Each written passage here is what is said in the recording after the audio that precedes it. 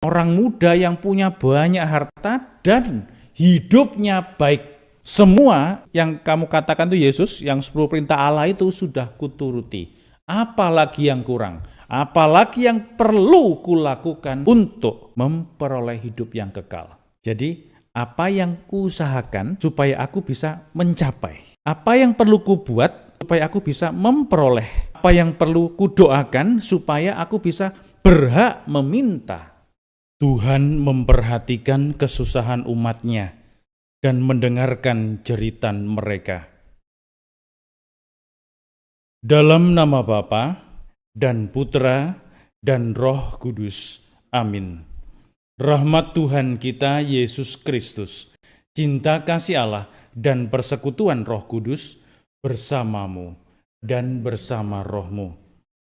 Para saudara yang terkasih, hidup kita setiap hari terus-menerus merupakan pilihan, dan pilihan itu dipengaruhi oleh banyak hal yang membuat pilihan kita menjauh dari Tuhan atau berbuat dosa. Nah, kita perlu mewaspadai setiap pilihan itu, dan setiap hal yang kita lakukan perlu kita pertanggungjawabkan. Nah, itu mari di awal Ekaristi ini kita hening dulu sejenak. Kita kembali melihat cara kita bertindak, cara kita memutuskan sesuatu, cara kita bersikap terhadap mereka yang ada di sekitar kita. Para saudara yang terkasih, hal positif dari hidup orang Israel atau orang Yahudi adalah mereka setiap kali dalam perjamuan makan, itu terutama dalam makan Paskah, mereka menceritakan kembali, kayak mendongeng gitu loh. Dulu bangsa kita itu berasal dari ini. Allah Abraham, Ishak dan Yakub, lalu berkembang. Jadi setiap anak Israel itu mengerti sejarah mereka. Dari mana mereka berasal, bagaimana Tuhan itu jadi menciptakan mereka, lalu mereka bisa mengaitkan antara silsilah saya ini siapa. Jadi membangun harga diri, martabat yang cukup tinggi. Kisah tentang Israel yang kita dengar terus-menerus, terutama tentang Pentateuch, 5 kitab pertama Perjanjian Lama, itu kalau dalam Injil disebut, dalam Yesus disebut sebagai kitab 5 kitab Musa. Kisah bagaimana orang Israel, Allah menciptakan lalu menjadikan mereka yang dari Abraham yang hanya satu anak menjadi bangsa yang demikian besar. Nanti dalam kitab Bilangan mereka menghitung. Ayo, ya udah, anakmu berapa, keturunanmu dihitung nanti, disensus. Wah, ternyata kita ini bangsa yang besar. Kebanggaan itu, nah tadi itu membuat mereka ini jatuh bangun karena merasa kuat dengan dirinya sendiri. Hal-hal yang sukses itu membuat kita merasa bahwa saya ini usaha saya. Apa yang saya buat ini pencapaian kerja keras saya ini. Ini harus nama saya yang ditonjolkan. Kenapa? Karena ini saya yang berusaha. Lalu mereka mulai tidak mengabaikan Tuhan, menyembah Allah yang lain. Nah, wah situ Tuhan tuh nggak kelihatan. Kita sembah aja ini lembu tuangan ini dari emas ini kan dari usaha kita ini. Emas ini usaha kita, ini yang perlu kita sembah. Sampai Musa nggak iso masuk ke tanah terjanji di antara Yosua.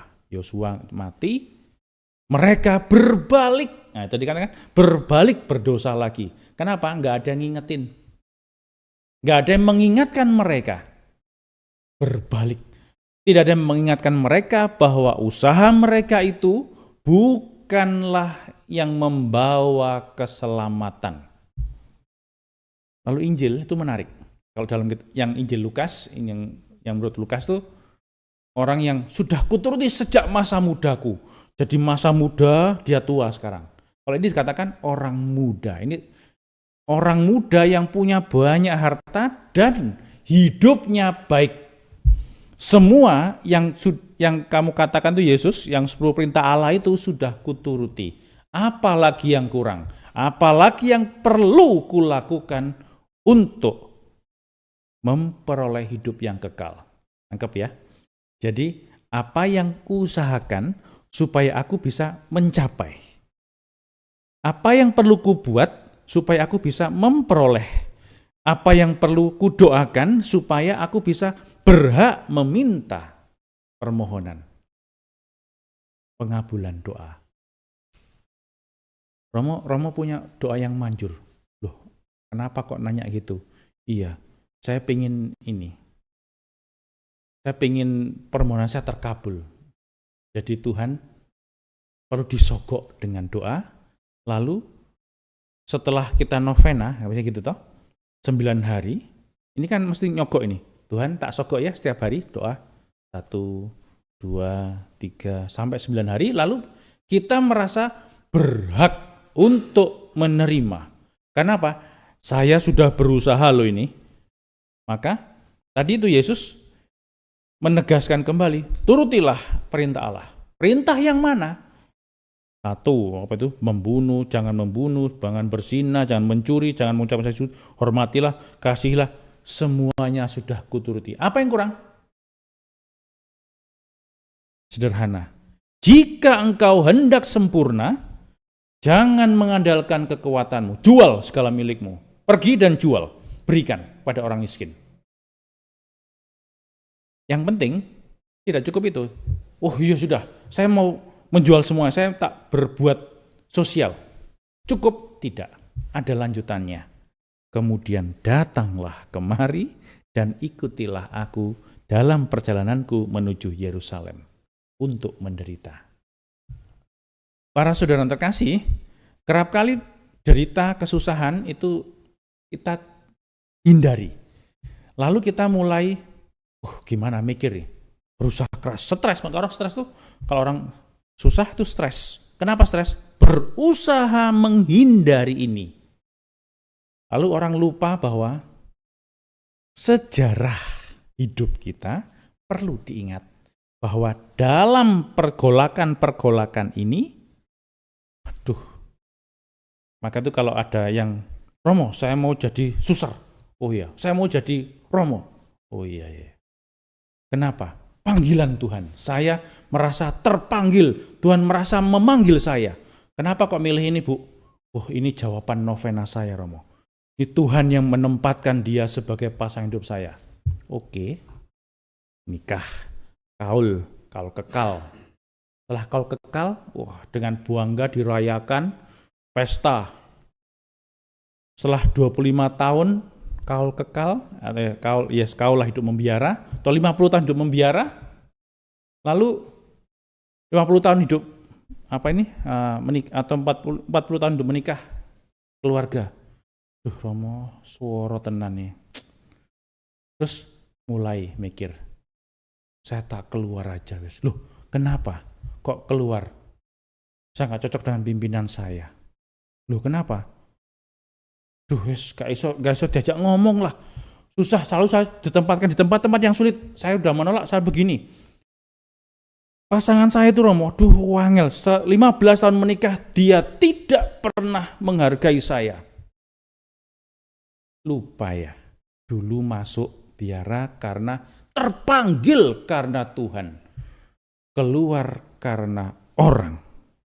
Gak level gitu loh. Gak banding. Dulu waktu mau menikah, ini jawaban novena saya. Tuhan menempatkan ini. Lalu, karena saya berusaha terus tidak mampu, lupa kita untuk menjual segala milik kita. Lupa untuk menjual segala ide-ide kita. Lalu orang mulai menghayati kaul kemiskinan dengan keliru. Dikira kaul kemiskinan itu hanya soal kesederhanaan. Pokoknya saya nggak punya apa-apa, saya hidup menderita. Tidak.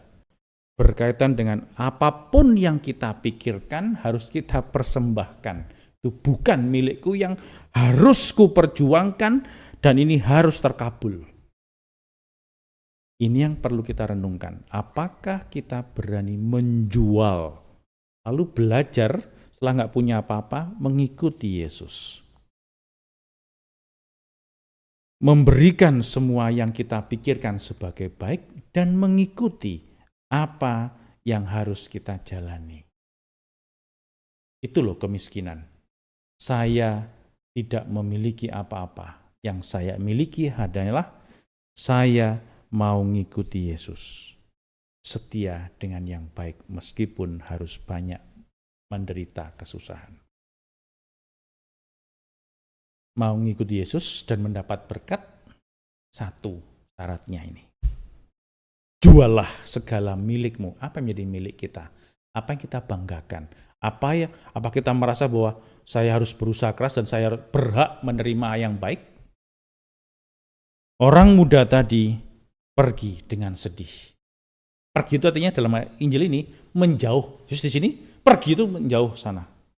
Meninggalkan Yesus dengan sedih karena banyaklah hartanya. Apa yang jadi harta kita?